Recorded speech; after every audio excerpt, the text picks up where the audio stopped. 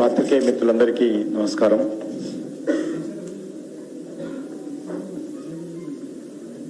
రానున్నటువంటి పార్లమెంట్ ఎన్నికల్లో దేశ ప్రజలందరూ కూడా నరేంద్ర మోడీ గారి నాయకత్వంలో మూడవసారి అధికారంలో రావాలని భారతీయ జనతా పార్టీని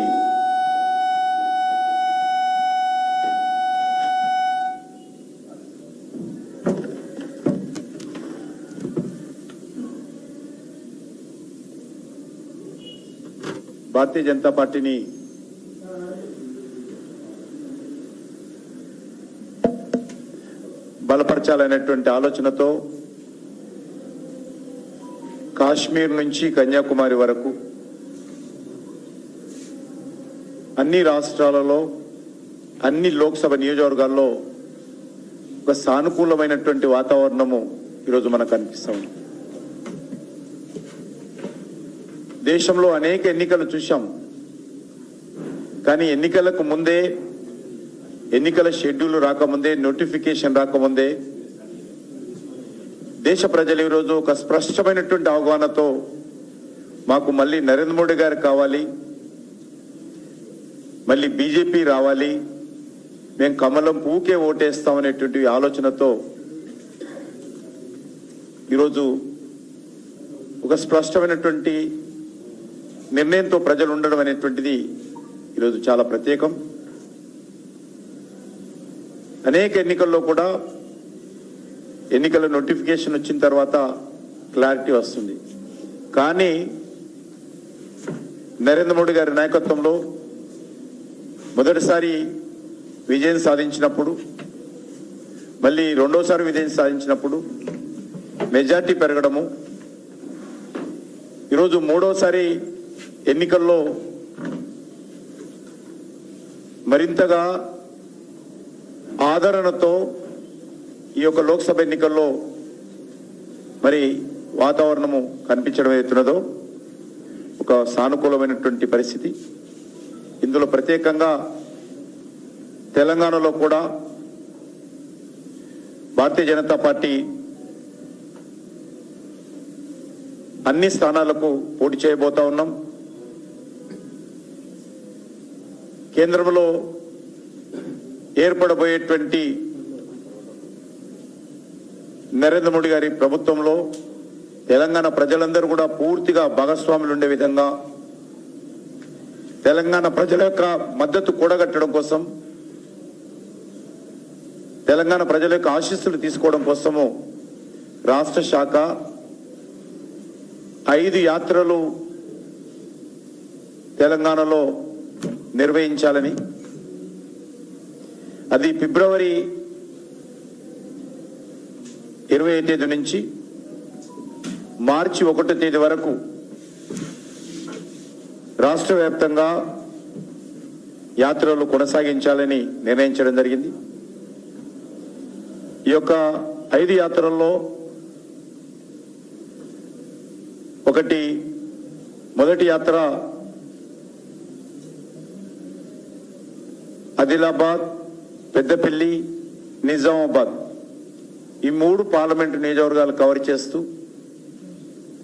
ఒక యాత్ర ఉంటుంది.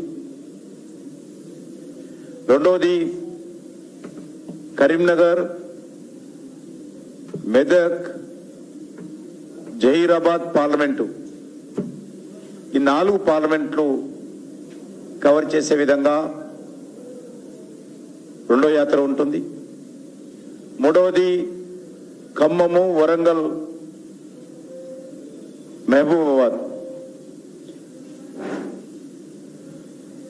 దీనికి కాకతీయ క్లస్టర్ అని. నాలుగవది భువనగిరి, హైదరాబాద్, సికింద్రాబాద్, మల్కాజిగిరి, భాగ్యనగరం యాత్రని. ఐదవది మహబూబ్ నగర్, నాగర్ కర్నూలు, నల్గొండ, ఇది కృష్ణమ్మ యాత్ర అని. కృష్ణా నదిని దృష్టి నుంచి ప్రారంభమవుతుంది కాబట్టి కృష్ణమ్మ యాత్రని. మళ్ళీ ఒకసారి చెప్తా నేను, ఆదిలాబాద్, పెద్దపల్లి, నిజామాబాద్ పార్లమెంటు ఇది కొమరం భీం యాత్ర. రెండవది కరీంనగర్, మెదక్, జైరాబాద్, చేవెళ్ళ దీన్ని శాతవాహన యాత్ర. ఖమ్మం, వరంగల్, మహబూబాబాద్ కాకతీయ యాత్ర. భువనగిరి, హైదరాబాద్, సికింద్రాబాద్, మల్కాజిగిరి భాగ్యనగర్ యాత్ర. లాస్ట్ మహబూబ్నగర్, నాగర్ కర్నూలు, నల్గొండ కృష్ణమ్మ యాత్ర. ఈ రకంగా 5 యాత్రలు టెంటేటివ్గా పేర్లు పెట్టుకున్నాం. దీనిపైన ఇంకా సానుకూలంగా చర్చించి మార్పులు చేర్పులు చేస్తాం. ఈ 5 యాత్రలు కూడా రాష్ట్రంలోని 17 అసెంబ్లీ నియోజకవర్గాలు, 33 జిల్లాలు, అన్ని మండల కేంద్రాలు మరి కలిసే విధంగా యాత్ర రూపకల్పన చేయడం జరిగింది. యాత్రలో మరి ప్రతిరోజు 2 లేక 3 అసెంబ్లీ నియోజకవర్గాలు పర్యటించాలని నిర్ణయం తీసుకున్నాం. ఆ దిశలోనే కార్యాచరణ ప్రణాళిక ఉంటుంది.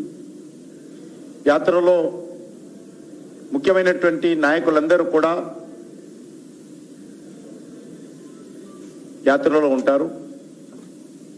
అందులో ఎమ్మెల్యేలు కావచ్చు, ఎంపీలు కావచ్చు, రాష్ట్ర నాయకులు కావచ్చు, అన్ని వర్గాలకు సంబంధించినటువంటి నాయకత్వం కూడా ప్రతి యాత్రలో ఉంటుంది. కొంతమంది నాయకులు ఒక యాత్ర నుంచి ఇంకో యాత్రకు ఆ రకం కూడా 2 రోజులు ఒక్కొక్క యాత్రలో ఉండే విధంగా కూడా కార్యాచరణ ప్రణాళిక రూపొందిస్తున్నాం. ఆ దిశలో ఉదాహరణకు ఈ 5 యాత్రల్లో నేను 2 రోజులు ఒక్కొక్క యాత్రలో ఉండే విధంగా లక్ష్మణ్ గారు కానీ ఎగ్జాంపుల్ చెప్తా ఉన్నాను. ఆ రకం కూడా కార్యాచరణ ప్రణాళిక రూపొందిస్తున్నాం. కొంతమంది పూర్తి స్థాయిలో, కొంతమంది నాయకులు పూర్తి స్థాయిలో యాత్రలోనే ఉంటారు. ముఖ్యంగా ఈ యాత్రల్లో రోడ్ షోలు ఎక్కువగా ఉంటాయి. మండల కేంద్రాల్లో కానీ, అసెంబ్లీ కేంద్రాల్లో కానీ, జిల్లా కేంద్రాల్లో కానీ రోడ్ షోలు ప్రధానంగా ఏర్పాటు చేయబోతా ఉన్నాం. ఈ యొక్క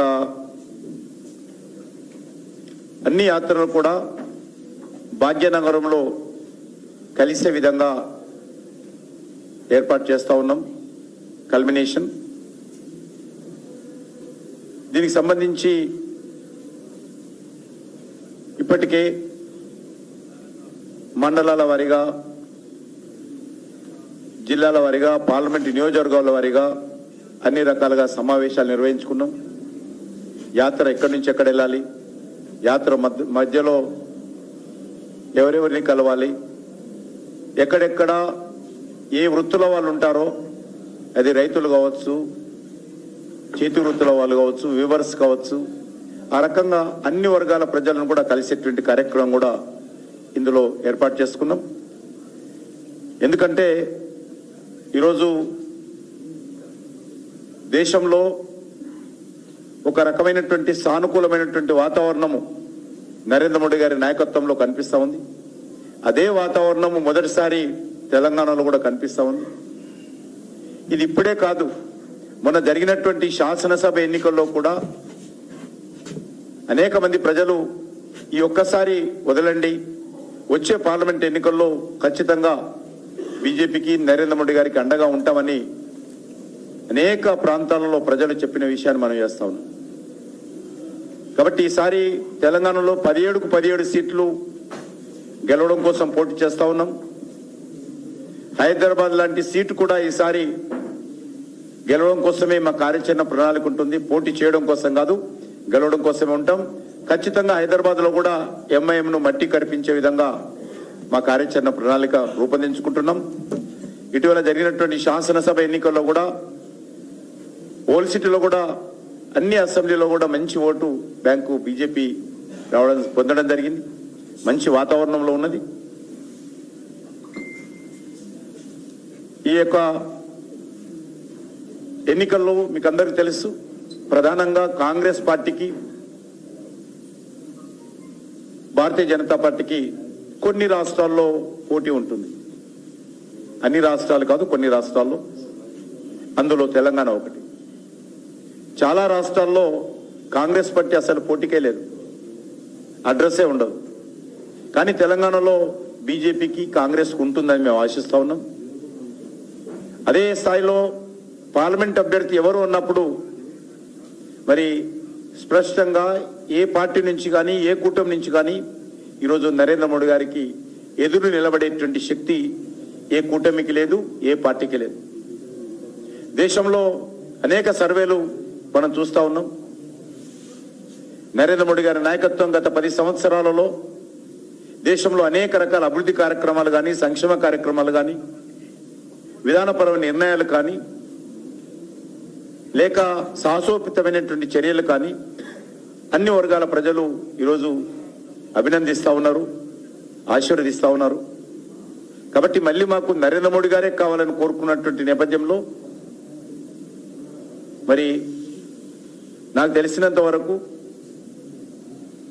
మొదటిసారికి రెండోసారి మెజార్టీ పెరిగింది, రెండోసారికి మూడోసారి అద్భుతమైనటువంటి మెజార్టీ నరేంద్ర మోడీ గారు